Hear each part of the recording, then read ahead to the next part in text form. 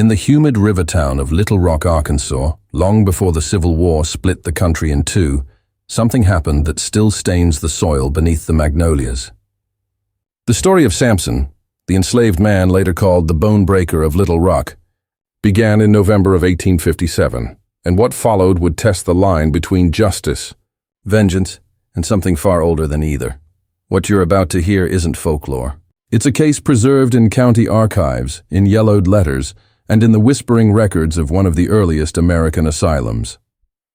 The testimonies are contradictory, the events impossible, yet the evidence, fragments of bone, official depositions, and one surviving diary, suggests that what happened on that Thanksgiving night was real enough to drive an entire plantation to ruin. Before we step into the darkness of the Davenport estate, a reminder, subscribe to Disturbing Events and tell us which state you're listening from. We bring you stories where history itself seems to breathe through the dead. In 1857, Colonel Matthew Davenport owned over 200 acres of cotton and sorghum just outside Little Rock. The plantation stretched along the riverbank, hemmed by swamp and cypress groves.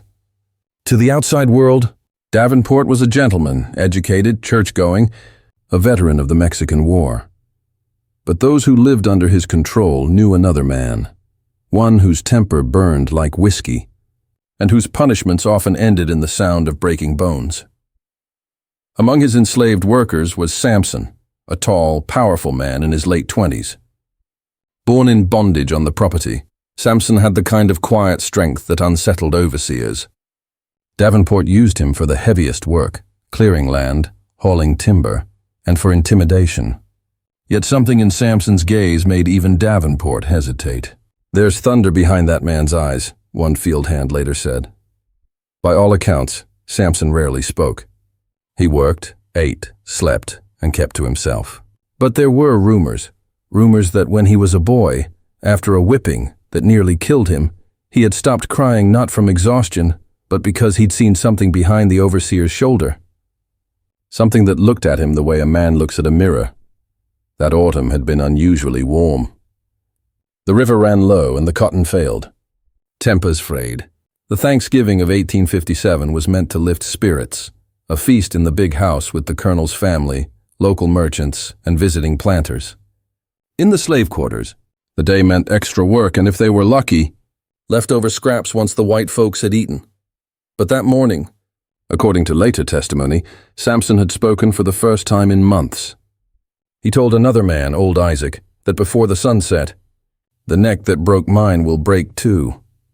Isaac swore he didn't understand what he meant, because as far as anyone knew, Samson's neck had never been broken. Just before dusk, the household prepared for dinner. Davenport had been drinking since noon, boasting to guests about his yields, his horses, and his fine dark stock. Witnesses described the atmosphere as tense, heavy with the kind of forced laughter that fills a house already haunted by its own cruelty. Outside, storm clouds gathered over the Arkansas River, though no rain ever fell. Samson was ordered to bring in barrels of cider from the cellar. The overseer, Jacob Mott, followed him down to make sure nothing was stolen. Minutes later, a crash echoed through the house. Servants ran to the cellar stairs and froze. Mott lay at the bottom, his head twisted at an impossible angle, his neck snapped clean. Samson stood over him, silent, his hands bleeding but relaxed at his sides. They said he didn't run. He simply looked up at the onlookers and said, "He wasn't the one." Davenport had him chained to the barn post until the sheriff arrived. But the sheriff never made it that far. Before midnight, the colonel himself was dead, his neck broken in the same way as Mott's. Only Samson and one terrified housemaid saw what happened, and their stories never matched. The girl, Clara, testified that Davenport had gone to the barn to gloat, promising to whip the devil out of Samson come morning. Moments later, she heard two distinct voices, a man's, and something that didn't sound human at all. When she ran to the barn, the colonel was hanging limp from the chains, head turned completely backward.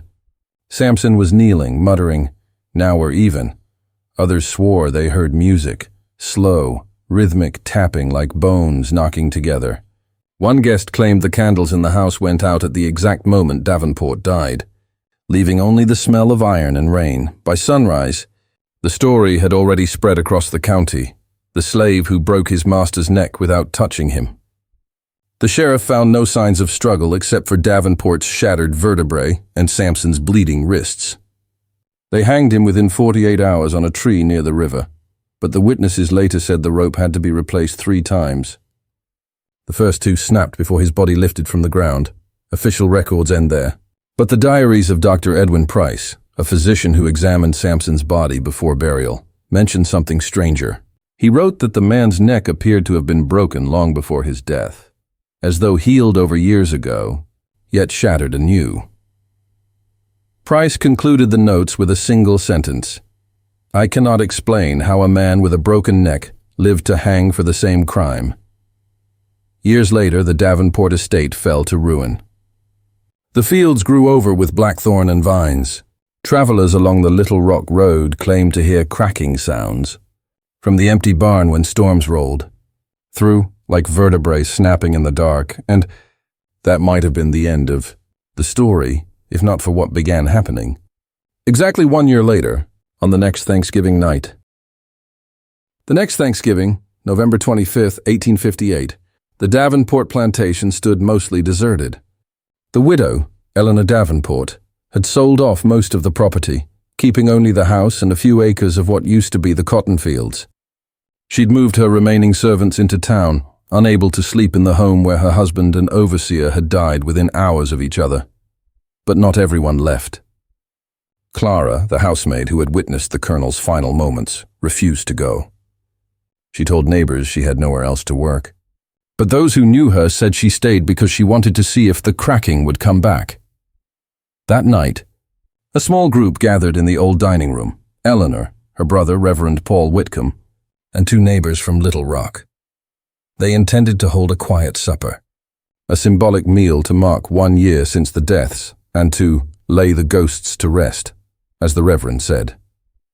He brought candles and a Bible, hoping scripture might still the rumors that had begun to circle the estate.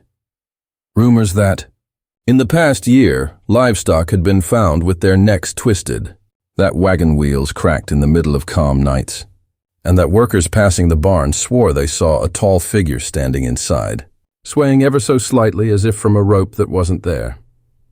The supper began solemnly. They ate little, drank less, but when the clock struck 9, Clara, who'd been serving from the sideboard, froze mid-step. She whispered, "It's here again." Everyone went still. At first they heard only wind through the shutters. Then came the sound, a faint, deliberate pop, pop, pop, like knuckles being cracked. It came from somewhere below them, the cellar where Jacob Mott had died. Reverend Whitcomb, his voice shaking, said it was only the wood settling in the damp. But Eleanor insisted they go look, that they would never sleep if they didn't prove it was nothing. Candles trembling, they descended the stairs. The air grew colder with each step. At the bottom, the cellar door stood open, and on the dirt floor, just visible in the candlelight, were 2 footprints in wet soil, bare, wide, unmistakably human. Between them lay a small heap of broken chicken bones, arranged like vertebrae. Whitcomb scattered them with his boot and began to pray, but his voice faltered when a gust of cold air extinguished the candle. For a moment they stood in blackness.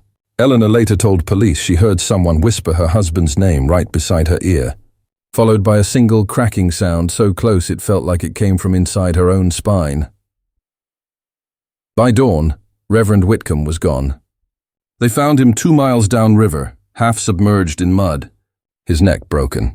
The coroner recorded accidental drowning, though there was no sign of water in his lungs. After that, Eleanor fled Little Rock entirely, leaving the house to rot.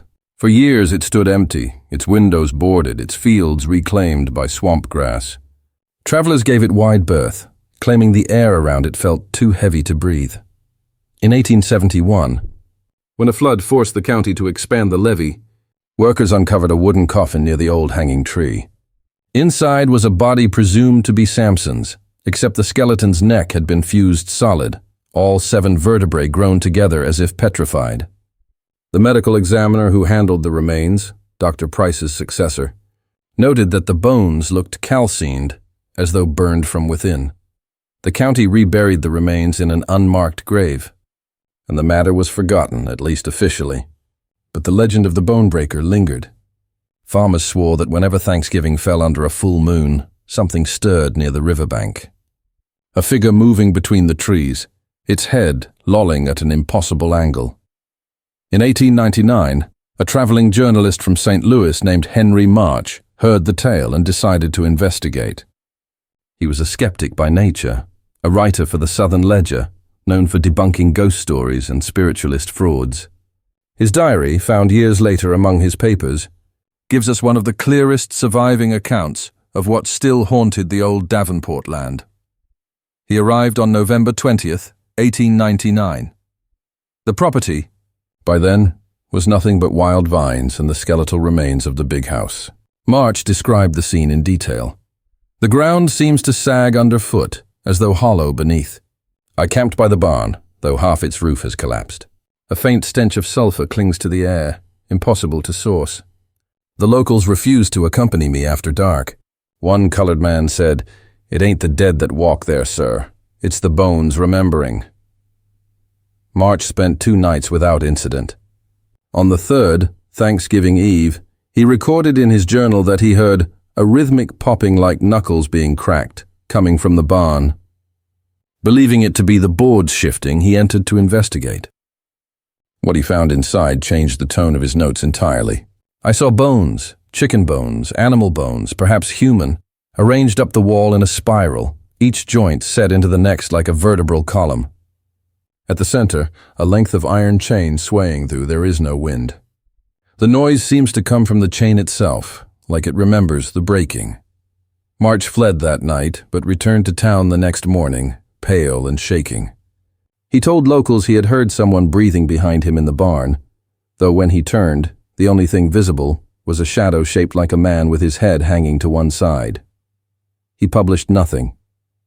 A year later, he was found dead in a boarding house in St. Louis, neck broken in his sleep, with no sign of struggle. From that point forward, the legend of Samson ceased to be a plantation ghost story and became something darker, a southern curse, one that passed through generations. Families who moved near the old Davenport tract spoke of sudden stiffness in the neck, of hearing bones crack behind them in empty rooms, of mirrors fogging even on clear days. The county eventually paved a new road over the site, naming it Riverside Lane. The barn collapsed entirely in 1926. Locals said the construction crew unearthed a rusted chain beneath the foundation, still coiled like a spine, but the story doesn't end there. In 1957, exactly 100 years after the first killings, a man named Dr. Howard Lang, a historian from the University of Arkansas, reopened the case for a study on postbellum folklore. What he uncovered would suggest that Samson's story was never just about vengeance. It was about something that refused to stay buried.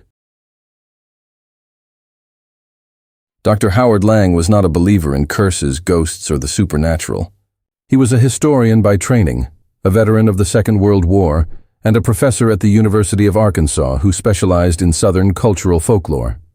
When he began investigating the Davenport case in the fall of 1957, it was meant to be nothing more than an academic curiosity, a regional ghost tale he could use to illustrate how trauma lingers in collective memory. But the further he went into the archives, the less the story resembled folklore and the more it looked like a pattern. Lang first came across the case in an 1899 clipping from the Southern Ledger titled "The Bonebreaker of Little." Rock, a Thanksgiving Terror. The article, written anonymously, mentioned details that never appeared in public record. Samson's body found with its spine fused. The broken neck victims, the recurring date of November 26th. Intrigued, Lang began pulling death certificates, coroner's reports, and hospital records from across Pulaski County. He was astonished by what he found. Every 11 to 12 years, within a few miles of the old Davenport property, someone died with a broken neck under unexplained circumstances. A farmhand in 1869, a peddler in 1880, a journalist in 1900, a child in 1912 who fell from a porch though witnesses swore he hadn't moved. The pattern continued, 1923, 1935, 1946. Always in late November. Always the same manner of death. Lang told his colleagues it was coincidence. But privately, he wrote in his research notes, "The probability of such repetitive trauma in one region, isolated to the same month and nearly the same date, approaches the impossible." The deaths span a century across race, gender, and age. Whatever this is, it's no mere tale to frighten children. He decided to visit the site himself. The Davenport land had changed. Since the 1800s, a portion of it had been incorporated into Little Rock's outer suburbs, while the rest had turned into marshland along the river. The road once called Riverside Lane was now part of Highway 165. Still, some remnants remained. The faint outline of a foundation, the collapsed stone well, and, rising crooked through the weeds, the iron hanging tree. Its trunk was split from lightning decades earlier, but one thick branch still jutted out, scarred with old rope marks.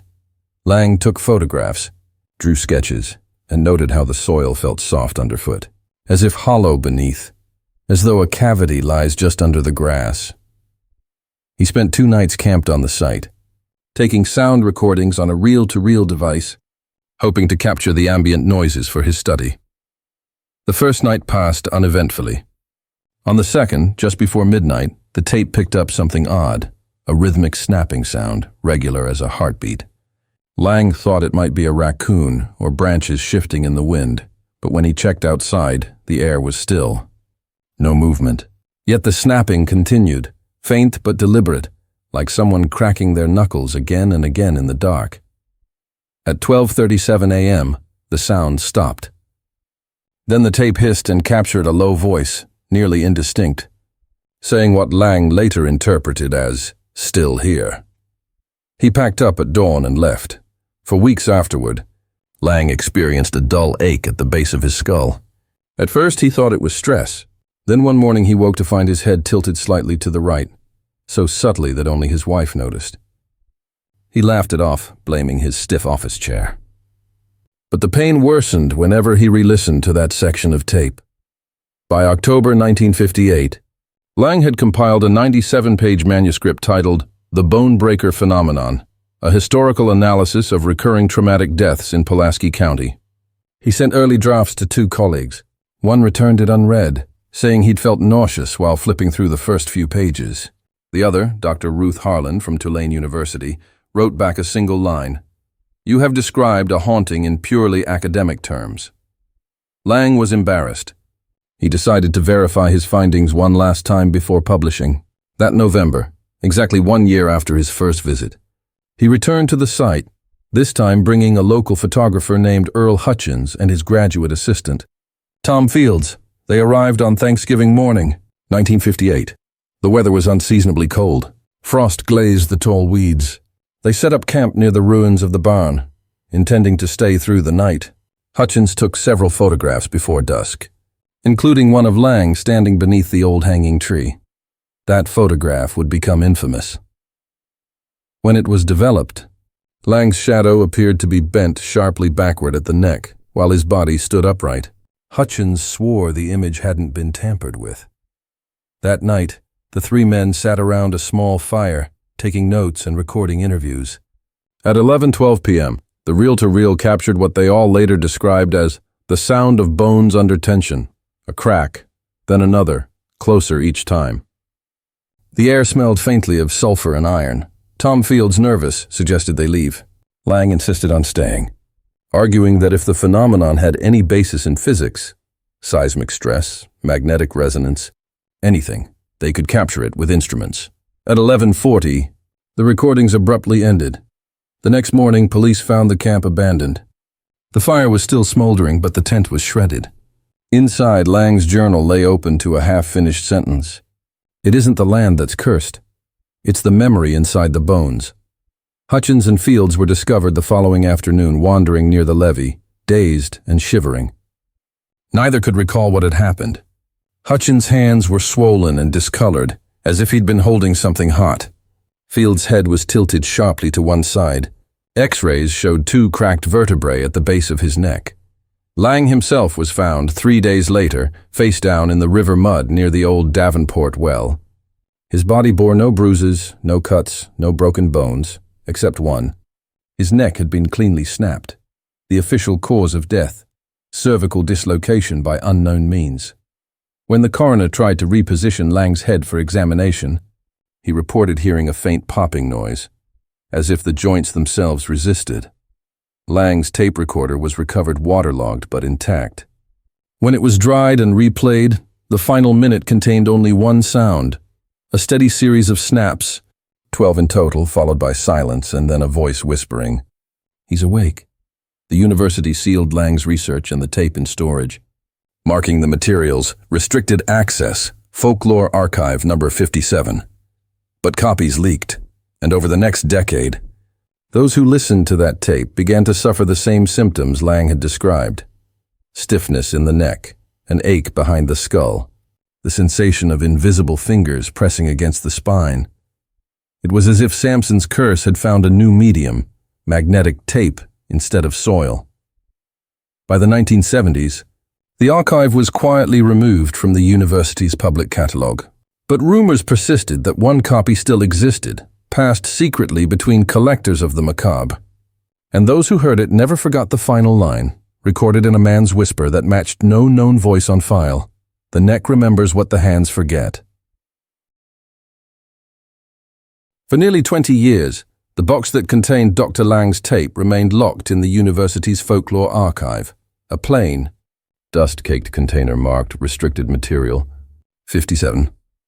No one touched it after the final internal memo, warned of adverse physiological reactions among those who had attempted transcription. But in the fall of 1977, a graduate student named Karen Ellison stumbled upon it while cataloging the forgotten shelves of the department's basement. She wasn't looking for ghost stories. Her dissertation was on post-bellum oral traditions in Southern Reconstruction literature. The Lang file was misfiled under Regional Songs, 1850-1900. She opened it expecting to find sheet music. Instead, she discovered Lang's notebook, pages water-stained, the ink faded but legible, and the small reel of quarter-inch magnetic tape.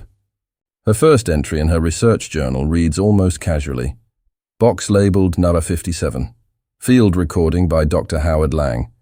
1957-58. Contains interview material from Little Rock area, possibly relevant to Thanksgiving folklore narratives. Will review audio once playback equipment located." Her supervisor later confirmed that Karen had checked out an old Ampex tape deck that same afternoon. She set it up in the media lab, alone. No one knows how long she listened.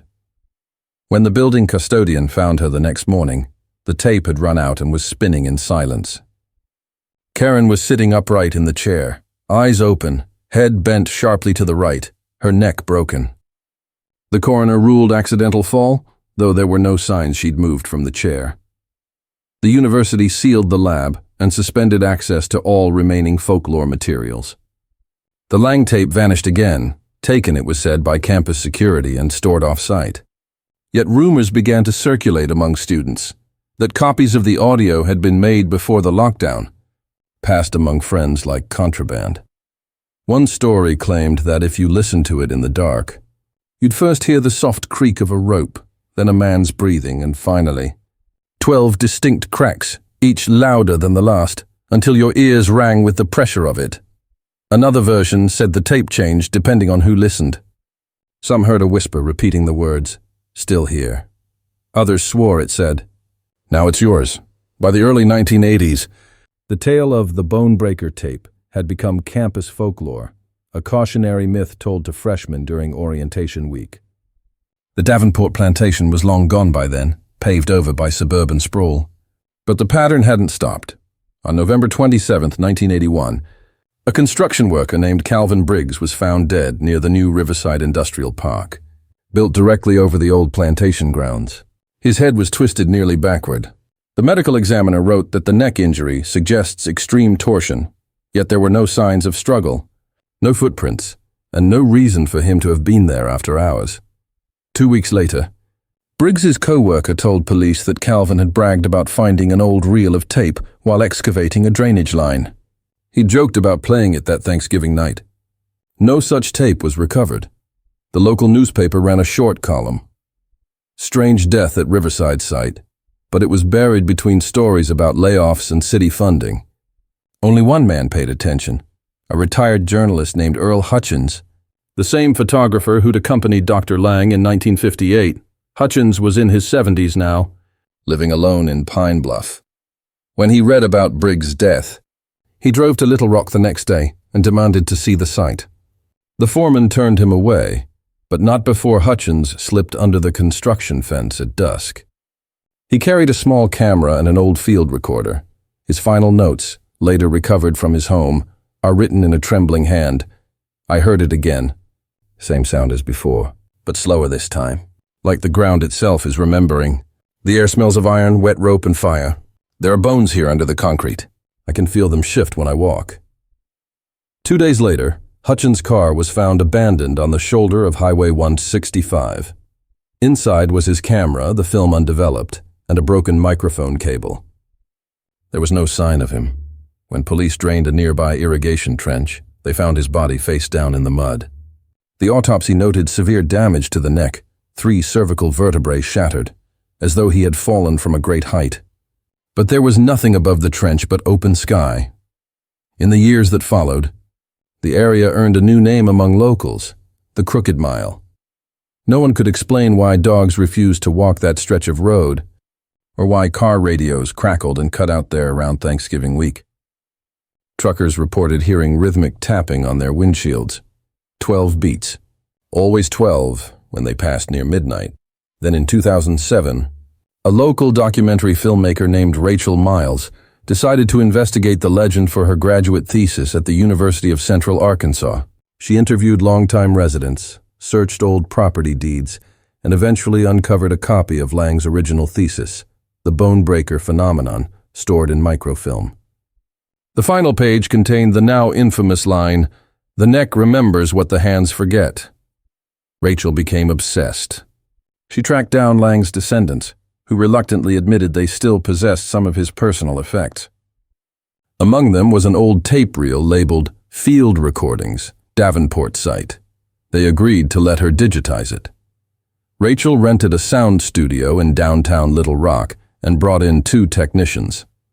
The file was converted to digital audio without issue, though during playback, the sound meter inexplicably spiked at intervals, short bursts of pressure that registered like sudden microquakes. At timestamp 11:12, the same pattern emerged, a series of 12 cracks, each increasing in amplitude followed by silence. Then, clear as if whispered into a microphone yesterday, came a man's voice. "He's not done." Moments later, the computer crashed. All data on the drive corrupted, but when the studio lights flickered back on, one of the technicians, a man named Devin Hale, was gone. The door had never opened. The others found him 10 minutes later, collapsed behind a soundproof curtain. His neck was broken. The coroner again wrote, "Cervical dislocation by unknown cause." Rachel tried to delete the file but couldn't. Every time she removed it, another copy appeared on a different drive, sometimes mislabeled as random system audio. The file size changed each time, as if it were rewriting itself. She abandoned the project and moved to Oregon, refusing interviews.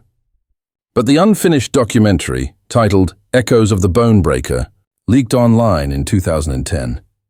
It contained one 30-second clip, grainy, washed in static, of Rachel sitting in the studio, staring directly at the camera. Her head tilted slightly to the right. She says, "Some sounds don't fade. They wait." Then the screen cuts to black. That clip has been viewed over 3 million times. And every year, a handful of viewers claim to experience headaches, neck pain, or the sensation of invisible pressure on their shoulders within minutes of watching. The file is still online today, if you can find it. Most links are dead, but sometimes, usually around late November, it reappears under a new name, and when it does, the same message always appears in the video's description. Recorded near Little Rock. 1857, he's still waiting for the next Thanksgiving. By the early 2020s, the Bone Breaker legend had become one of those half-forgotten urban myths that lived quietly on internet forums and paranormal podcasts. It was the kind of story that hovered between documented history and rumor, too consistent to dismiss. too strange to verify. Then, in November 2021, a true crime podcaster named Eli Winters decided to bring it back to life. His show, American Shadows, specialized in regional hauntings with historical roots, and the Bone Breaker of Little Rock seemed perfect for a Thanksgiving special. Eli was methodical, more journalist than storyteller. He went through county records, university archives, and local libraries. He verified that the Davenport plantation had indeed existed, and that a man named Samson had been executed there in 1857 for the murder of his master, Colonel Matthew Davenport. The death certificate matched the legend perfectly. Cause of death, judicial hanging. Cervical fracture, atlanto-occipital dislocation. But one note, handwritten in faded ink at the bottom of the page, caught Eli's attention. It read, "Body examined prior to burial. Evidence of prior healed neck trauma." Exactly the detail from the old accounts. He traced the later deaths too, the pattern Lang had identified. Most of the victims' files were real, all listed as accidents or unexplained falls. But when Eli overlaid their locations on a map, he noticed something chilling.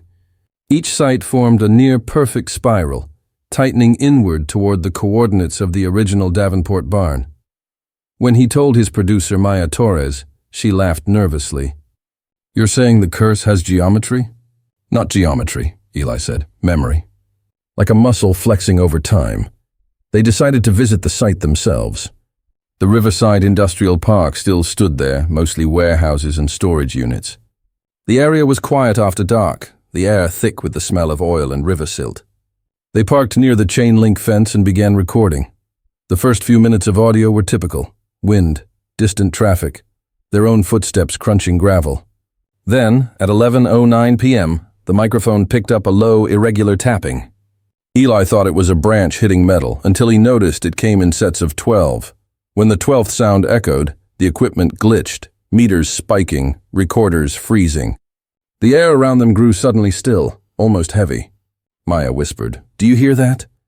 A soft cracking noise answered, like knuckles flexing in rhythm. Then another. Then closer. Eli's camera flickered. In that half-second of light distortion, he saw something behind Maya, tall, broad-shouldered, its head lolling at a grotesque angle. The shape faded when the camera refocused, leaving only the faint smell of burnt rope. They fled to the car, hearts racing. On the audio playback, between the static bursts, a deep voice could be heard. Low and slow, the syllables drawn out like strained wood. "You opened the door." That night, Eli couldn't sleep. His neck throbbed. He tried to laugh it off as tension, but the ache grew worse every time he replayed the recording. By morning, his right shoulder had stiffened completely. He published the episode anyway. It dropped on Thanksgiving Day, titled "The Bone Breaker of Little Rock, A History That Refuses to Die." Listeners loved it. Within hours, it hit 1 million streams. But the comment section filled with strange complaints. "My headphones cracked. Heard a pop at 11:12. Now my neck's killing me. This isn't an upload error. The sound changes each time I play it." Eli dismissed it as viral hype until Maya called him 3 days later, her voice trembling. "Something's wrong with my recording laptop," she said. "I tried deleting the file. It won't go. It just keeps duplicating. The time code changes every time, and my bathroom mirror fogs up even when it's cold." Then she added quietly, "I think I heard someone breathing last night. Right behind me." 12 breaths, one after the other. Eli promised to come over. But when he arrived at her apartment, police were already there. Maya had been found on the floor beside her desk. Her head bent backward so far it nearly touched her shoulder. The coroner wrote the same words that had appeared on records since 1857. Cervical dislocation by unknown cause. They ruled it an accident. Eli didn't believe that for a second. He locked himself in his studio, determined to understand what was happening. He began cross-referencing every known death in the Bone Breaker timeline, marking the intervals between them. The pattern formed not just a spiral, but a pulse. Each new death fell exactly 1,095 days after the previous one, roughly 3 years. Like the steady beat of a heart or a countdown. In Lang's notes, Eli found something he'd missed before. Whatever this presence is, it obeys rhythm. Perhaps the same rhythm it once knew from muscle and bone. It seems to rest, then return. Eli realized the next recurrence would be this Thanksgiving. 2021, the same day his episode had gone live. The night before Thanksgiving, he set up 3 cameras and 2 recorders in his studio. He wanted to document everything scientifically to end the myth once and for all. He even left a note on his desk. If this kills me, let the data explain it. At 11 p.m., the first recorder captured a soft static hum. At 11:07, a low moan, then 12 sharp cracks in sequence, each louder than the last. At 11:12, Eli whispered, "If you're here, show yourself." What the footage shows next has been analyzed by sound engineers and digital forensics experts, but no one has agreed on what it depicts. A faint outline appears behind him, rising taller, almost human in shape. The image distorts, bends, and then freezes as the final crack echoes through the room. When police found Eli the next morning, he was slumped over his desk, eyes wide open, head tilted sharply to the right. His computer screen displayed a single line of text, typed though no keyboard had been touched. Still here. The video uploaded automatically to his podcast's cloud storage. For 6 hours, the file was live. Then it vanished from the platform, replaced by a message from the hosting service. Content removed due to technical irregularities. But those who heard it claim the last 2 minutes contained a sound not previously documented in the Bonebreaker legend. A slow, deliberate inhale, followed by a new voice. Not Lang's, not Eli's, something deeper. The neck remembers, and the body waits. Within days, listeners began reporting neck stiffness, headaches, dreams of a man standing under a hanging tree. Reddit threads exploded, warning users not to search for the file after dark. As of this recording, no verified copy of Eli's final episode has surfaced. Yet every Thanksgiving week, the same phantom upload appears briefly on random streaming services. Titled only 1857 Samson when played, it cuts off at exactly 11:12. Then there's silence, and then a crack. Just one, the same one you're hearing now.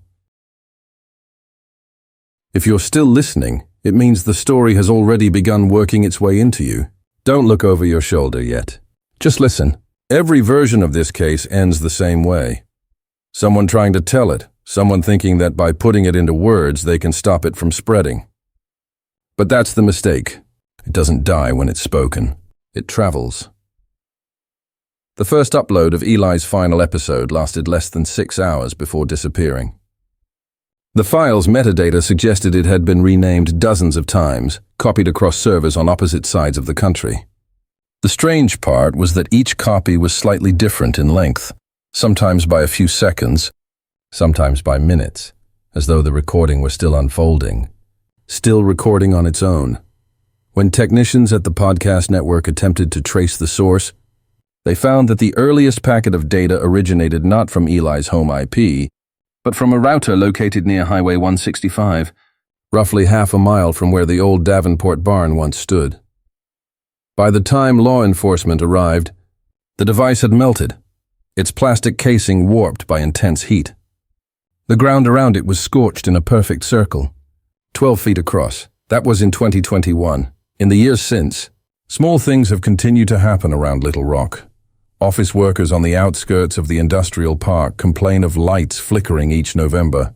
2 separate security guards reported hearing faint tapping along the warehouse walls, 12 beats, steady and slow. In 2022, a delivery driver swerved off the same road where Hutchins had died decades earlier. The coroner's note was grimly familiar. Cervical fracture, cause undetermined. The official records never mention Samson anymore. But the archives are full of fragments, depositions, autopsy reports, letters from terrified witnesses. They all describe the same sound, the crack of a neck, sharp as a gunshot, echoing in places where no one stands. When I began this investigation, I thought I was studying a haunting. What I've come to understand is that it isn't a ghost at all. It's something older, something carved into the marrow of the land itself. In every generation, someone disturbs it. In 1857, it was Colonel Davenport. In 1957, it was Lang. In 2021, it was Eli. And now, maybe, it's me. I've been through the archives myself, the real ones, not the digitized clippings. The pages are brittle and smell of mildew, but the handwriting is unmistakable. Lang's notes, written just before his death. The cracking is not a sound of breaking, it is a sound of returning. The neck is the hinge between the seen and the unseen. When it gives, something comes through. When I first read that line, I laughed. Now I hear the faint creak every time I turn my head. Sometimes, late at night, I play back the original Lang recording, the one nobody is supposed to have. I tell myself I'm listening for inconsistencies, for the artifact of tape degradation. But that isn't why. The truth is, I can't stop listening. The first 12 cracks are always the same, slow, deliberate, almost mechanical. But lately there's a 13th. It's quieter, deeper, and when it comes, I feel a pulse of warmth at the base of my skull. The pain doesn't last long. Just a quick tightening, like invisible fingers adjusting my posture. But afterward, when I look at my reflection, my head tilts slightly to the right, as though I'm listening to someone whisper just behind my ear. Maybe you think that's dramatic. Maybe you think it's just suggestion. But I've seen what happens to those who keep listening. Last year, a sound engineer in Dallas tried to remaster the tape. His wife found him in his chair, perfectly still, the waveform frozen on his computer screen, 12 peaks in perfect symmetry. The coroner wrote the same words used for Davenport, for Lang, for Eli. Cervical dislocation by unknown cause. There's a word that appears in one of the earliest plantation records, scribbled beside Samson's name in the inventory list. The handwriting is smudged, but you can still make it out. It doesn't say slave, it says bone singer. I looked it up. The phrase appears in old Gullah folklore, a spirit or person who could make the dead speak through the cracking of their own bones. The sound wasn't considered a curse. It was a form of remembrance, a way for pain to echo until someone listened. Maybe that's all this is. Not vengeance, but memory, replaying itself through anyone who dares to hear. The strange thing is, every recording ends at exactly the same moment, 11:12 p.m. The clock time from Lang's field notes, from Eli's episode, from my own playback. The instant the 12th crack fades, the tape goes dead. And if you keep listening past that silence, if you let the hiss fill your ears, you'll notice something subtle beneath it. A breath. A slow inhale. It doesn't belong to anyone living. Sometimes, when the air pressure in the room changes, I can smell the faint trace of iron and old smoke. Sometimes my chair creaks even when I'm not moving. And last night, I heard something else. A low voice, so close it could have been inside my head. You're telling it now. That means it's yours. I shut off the recorder. But this morning the file was already saved. Time-stamped 11:12. Labeled 1857 Samson Final. I never named it that. If you're listening to this, I need you to do one thing for me. When you hear the 12th crack, don't rewind. Don't replay. Don't share the link. Just close the file and turn off whatever you're using. Don't even whisper the name out loud, because once you do, it starts again. Every story has a heartbeat.